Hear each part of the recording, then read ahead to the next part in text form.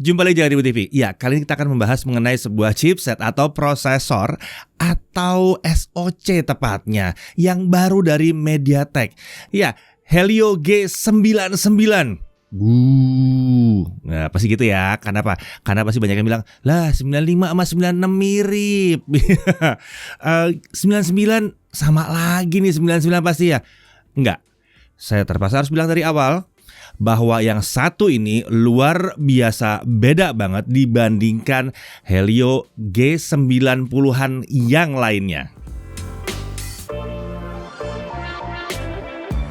Oke, jadi kita mulai dulu dengan sebuah peringatan. Jangan bandingkan G99 dengan G9 yang lainnya. Kenapa?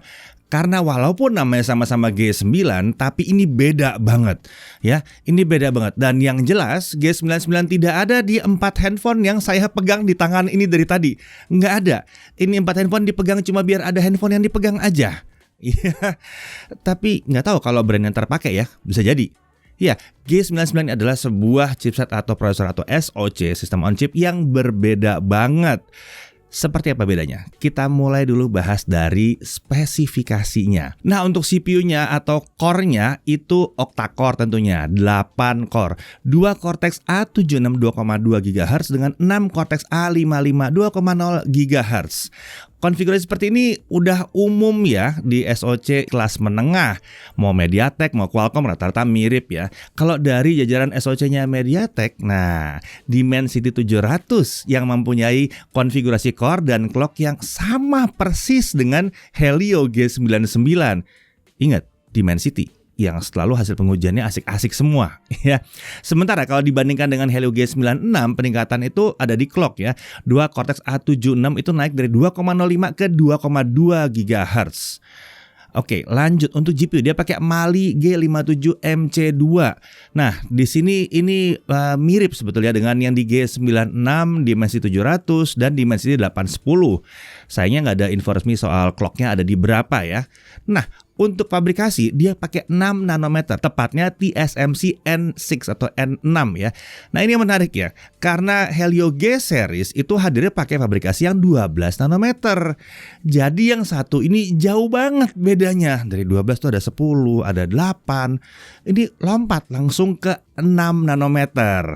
Oke. Nah, ini harusnya ada beda nanti di suhu dan kemampuan untuk mempertahankan performa, tapi nanti kita lihat. Oke, lanjut. Untuk RAM dan storage-nya, dia mendukung RAM LPDDR4X dan storage-nya disupport sampai UFS 2.2. Untuk display dia support Full HD Plus sampai dengan 120 Hz. Untuk ISP dia support kamera sampai dengan 108 megapiksel atau dual 16 megapiksel.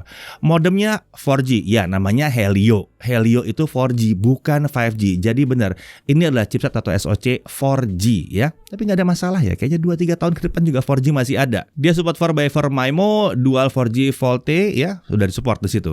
Kemudian untuk konektivitas Wi-Fi-nya sampai dengan Wi-Fi 5, Bluetooth sampai 5.2. Dan dia pakai MediaTek Hyper Engine 2.0 Lite.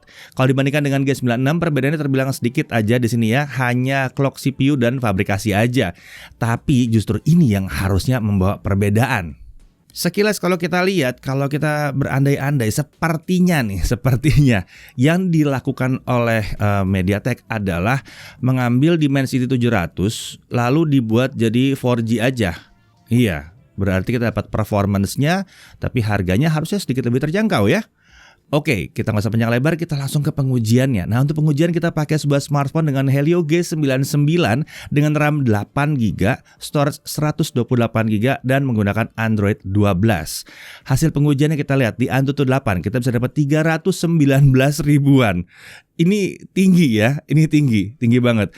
Lalu di Antutu 9 kita dapat 376 ribuan. Lagi-lagi skor yang tinggi nih sebetulnya untuk Helio G series ya. Di sini kelihatan ya, di sini bahwa G99 itu dengan mudah menggusur Helio G96 ya sebagai seri G terkencang.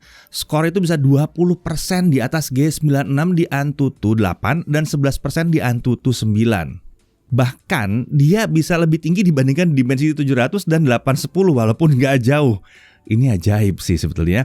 Sementara kalau dibandingkan dengan SoC 4G kelas menengah dari Qualcomm, G99 ini ada di atas Snapdragon 732G. Oke, kita lanjut ke Geekbench 5. Single core 533, multicore di 1791. Untuk single core kita bisa lihat bahwa G99 ini hanya sedikit lebih unggul dibandingkan Helio G96. Hasil ini masih cukup jauh sih di bawah si Dimensity 700. Tadi kita kira akan mirip ya, ternyata masih ada beda juga. Sementara untuk multicore, hasil yang didapatkan si G99 terbilang mirip dengan Helio G96, Dimensity 700, Dimensity 810, dan beberapa SoC kelas menengah yang lain. Nah, kita lanjut ke Trimax Slingshot Extreme OpenGL. Nah, kalau di sini kelihatan bahwa si G99 ini ada di atas dari G96 dan Dimensity 700, walaupun masih di bawah yang 810. Ini menarik ya, kalau potensi ini bisa dibawa ke game, ada kemungkinan gamenya akan kenceng nih. Lanjut ke GFX Bench, T-Rex 1080p offscreen itu 64 fps. Kemudian untuk Manhattan 3.1 1080p offscreen 26 fps. Nah, walaupun beda tipis sekali, GFX Bench juga menunjukkan kalau GPU si G99 ini punya potensi sedikit lebih baik dibandingkan Helio G96 dan Dimensity 700. Jadi bisa terlihat di sini bahwa lucu banget. Performance-nya sudah nendang ke arah chipset yang pakai 5G yang biasanya kencang-kencang. Tapi dia masih 4G, kompetitif banget jadinya. Ini akan sangat menarik sih harusnya ya. Oke, kalau untuk gaming gimana? Kita coba juga ya gaming ya. Nah, di pengujian gaming ini kami langsung aja pakai fan grip di smartphone yang jadi testbed kami. Ini supaya kita bisa lihat potensi terbaik dari si Helio G99. Karena kita bukan ngetes smartphone-nya, kita ngetes Helio G99-nya ya. Kita mau lihat gimana performance-nya. Karena kalau udah nggak pakai kipas ya bisa aja smartphone-nya salah bikin cooling system atau gimana gitu. Oke, mengingat tipe chipnya, jadi kita pakai Genshin Impact dulu dengan setting lowest 60 fps. Kita mainin sekitar 30 menit dan hasilnya kita bisa dapat frame rate di atas 40 fps. Itu kira-kira di 45 sampai 57 fps kalau kita cuma jalan-jalan aja di dunia Genshin Impact ini. Sementara kalau lagi battle dia akan turun ke 40 sampai 50 frame per second. Ini masih terbilang relatif nyaman untuk mainin game yang terhitungnya sangat berat ini ya. Frame drop pasti masih ada ya, tapi hanya di kisaran 30-an fps. Nah, hasil seperti ini terbilang keren banget buat SoC di kelas menengah. Sedikit lebih baik dari hasil terbaiknya Helio G96. Jadi nggak semua smartphone yang pakai Helio G96 itu emang kenceng banget. Ini rata-rata kenceng, tapi ini masih bisa lebih kenceng dari yang paling kenceng. Ya. Dan ini mirip dengan hasil yang kita dapatkan dari Dimensity 700 ya. Sementara untuk sedikit bocoran ya, kalau kita nggak pakai kipas dengan smartphone yang kita pakai ya, kita masih bisa dapat frame rate yang stabil di 40 sampai 45 fps kalau kita jalan-jalan dan sekitar 38 sampai 42 fps saat battle. Luar biasa. Ini cooling sistemnya atau memang karena 6 nanometernya ya? Kenapa kita merasa ini hebat? Karena kalau G96 walaupun dia bisa kencang, tapi kalau nggak pakai kipas, itu rata-rata dia akan jeblok turun ke 30-an fps dengan mudah sekali pada saat kita lagi jalan-jalan dan udah panas. Itu gampang banget turunnya ke situ. Yang satu ini luar biasa. Bisa 40 sampai 45 fps kalau kita jalan-jalan. Jadi ini jauh lebih bagus daripada G96 konsistensinya. Iya, jadi kelihatannya dengan G99 ini MediaTek kelihatannya tidak melupakan kalian pengguna smartphone yang 4G ya. Menariknya bukan cuma sekedar ngerilis ulang SoC 4G yang tua gitu, bukan. Biasanya kan ada yang cuma yang tua dirilis ulang dengan perubahan minor, ganti nama mungkin ya. Tapi MediaTek malah pakai fabrikasi yang lebih modern untuk SoC yang baru ini.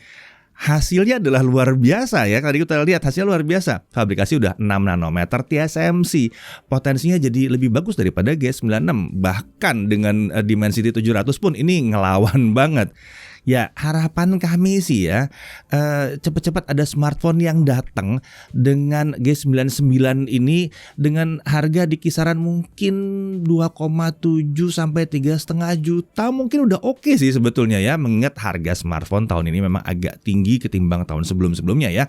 Jadi kita nggak bisa berharap ini harganya ada di 2 juta gitu ya. Tapi kalau ada yang mau keluarin 2 juta sih bagus juga. Keren banget pasti itu ya. Dan tentunya ini tergantung kelengkapannya, tergantung kameranya, tergantung tergantung baterainya, charger, dan lain-lain. Jadi nggak heran juga kalau ada yang mau bikin smartphone 4G yang lumayan lengkap dengan kamera yang bagus, harga mulai 4 juta juga masih memungkinkan sih. Karena performanya mumpuni di sini sebetulnya ya. Dan kalau itu terjadi tentunya smartphone 4G ini jadi menarik lagi di tahun 2022 ini. Ya nggak? Oke, kalau gitu kita tunggu aja. Mana smartphone yang datang pakai G99 dan harganya berapa? Saya Deddy Irfan, Jaga TV.